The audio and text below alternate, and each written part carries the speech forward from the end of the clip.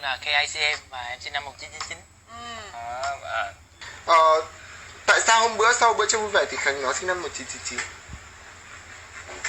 Ai cô đứng hình mất 5 giây. Sao? Trong bữa trưa vui vẻ thì Khánh nó sinh năm 1999. Không, ngày xưa có bắt như vậy. Sao? Hả? Là mình khai stan. Không. Sao? Tại sao mình lại khai là 1999 trong khi mình sinh năm 95? Không, bởi vì thực ra là có hai thằng Khánh lận. Tại sao? Có thằng Khánh sinh năm 99 nữa. Là trong ekip mình luôn. Vâng. Thiệt. Sao nghe cứ gian dối cái gì á? Mọi người Thế giờ em thua Meo 2 tuổi bằng tuổi Khánh nha. Ủa mình sinh năm 95 mà trời. Em tốt luôn. Sinh năm mấy vậy cô? Em sinh năm 93 chứ anh. Em 19 nha.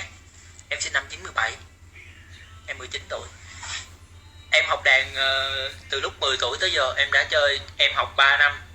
3 năm lớp học năng khiếu của chi nhánh Học viện Âm nhạc Quốc gia Việt Nam tại Sài Gòn. Rồi em chơi solo 6 năm cho tới bây giờ.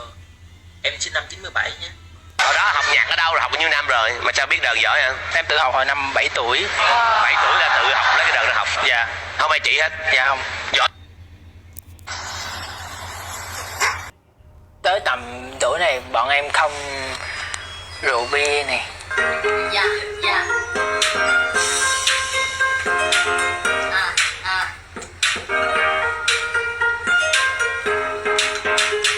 Hồng trần trên đôi cánh tay, hoa đời em trong phút giây. Thuốc lá. Hay là bất cứ những cái gì tệ nạn xã hội là bọn em không dính tới. Em không có chơi đá, chơi cỏ gì nha. Em là thanh niên nghiêm túc. Nhưng mà nếu mà bắt bọn em ra ngoài đó uống trà chanh ngồi chém gió thì không bao giờ được. Bọn em chỉ muốn đi về nhà và làm nhạc tiếp nữa. Tại sao con mèo lại giống con chó? Con